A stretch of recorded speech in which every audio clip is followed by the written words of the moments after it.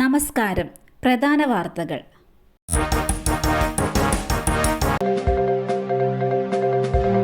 മുഖ്യമന്ത്രി സ്ഥാനം രാജിവെച്ച് ജഗൻമോഹൻ റെഡ്ഡി. ആന്ധ്രാപ്രദേശ് മുഖ്യമന്ത്രി സ്ഥാനം രാജിവെച്ച് ജഗൻമോഹൻ റെഡ്ഡി രാജിക്കത്ത് ഗവർണർ എസ് അബ്ദുൽ നസീറിന് അയച്ചതായി YSR കോൺഗ്രസ് പാർട്ടി അറിയിച്ചു. ചന്ദ്രബാബു നായിഡിന്റെ തെലുങ്ക് ദേശം പാർട്ടി വൻ വിജയം നേടിയതോടെ ജഗൻമോഹൻ റെഡ്ഡി യുഗത്തിന് അന്ത്യമായിരിക്കുന്നു. തെരഞ്ഞെടുപ്പ് ഫലം അപ്രതീക്ഷിതമായിരുന്നു എന്നാണ് ജഗൻമോഹൻ റെഡ്ഡി പറഞ്ഞത്.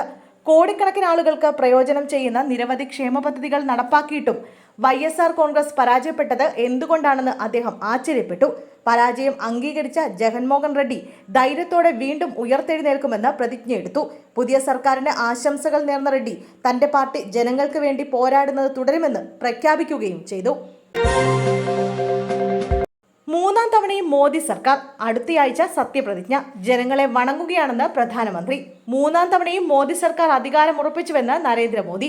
മൂന്നാം തവണയും ജനങ്ങൾ NDAയിൽ വിശ്വാസം അർപ്പിച്ചതിന് മോദി ജനങ്ങൾക്ക് നന്ദിയും അറിയിച്ചു.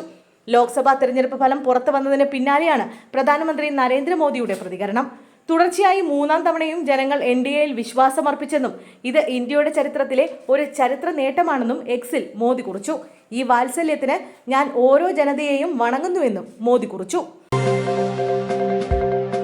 സംസ്ഥാനത്ത് ഏറ്റവും കുറവ് നോട്ട വടകരയിൽ, കൂടുതൽ ആലത്തൂരിൽ.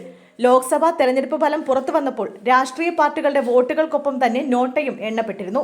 കേരളത്തിൽ നോട്ടയുടെ വോട്ടിലും വൻ വർധനവാണുണ്ടായത്. ഏറ്റവും കൂടുതൽ നോട്ട വോട്ടുകൾ പോൾ ചെയ്തത് ആലത്തൂരിലാണ്.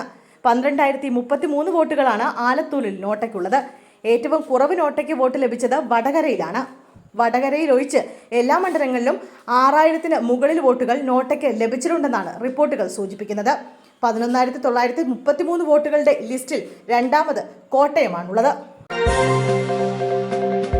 സർക്കാർ ആശുപത്രിയിൽ ഡ്യൂട്ടിയിലുണ്ടായിരുന്ന വനിതാ ഡോക്ടറെ പീഡിപ്പിക്കാൻ ശ്രമം, പ്രതി പിടിയിൽ. കുന്നത്തുകാൽ സർക്കാർ പ്രാഥമികാരോഗ്യ കേന്ദ്രത്തിൽ ജോലിയിലായിരുന്ന വനിതാ ഡോക്ടറെ പീഡിപ്പിക്കാൻ ശ്രമിച്ച പ്രതിയെ പോലീസ് പിടികൂടി.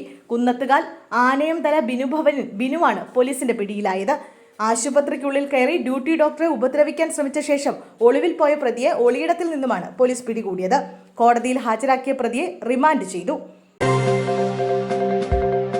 സുരേഷ് ഗോപിക്ക് അഭിനന്ദനവുമായി മമ്മൂട്ടിയും മോഹൻലാലും. ലോക്സഭാ തെരഞ്ഞെടുപ്പിൽ മികച്ച വിജയം കാഴ്ചവെച്ച സുരേഷ് ഗോപിക്ക് ആശംസകളുമായി മോഹൻലാലും മമ്മൂട്ടിയും. സോഷ്യൽ മീഡിയയിലാണ് സുരേഷ് ഗോപിയുടെ ചിത്രം പങ്കുവെച്ച് മോഹൻലാൽ ആശംസകൾ അറിയിച്ചിരിക്കുന്നത്. കൺഗ്രാസ് ഡിയർ സുരേഷ് എന്നായിരുന്നു മോഹൻലാലിന്റെ കുറിപ്പ്. മമ്മൂട്ടിയും താരത്തിന് ആശംസ അറിയിച്ച് എത്തിയിട്ടുണ്ട്. നിങ്ങളുടെ വിജയത്തിന് പ്രിയ സുരേഷ്, ഹൃദയം നിറഞ്ഞ അഭിനന്ദനങ്ങൾ എന്നായിരുന്നു മമ്മൂട്ടിയുടെ കുറിപ്പ്.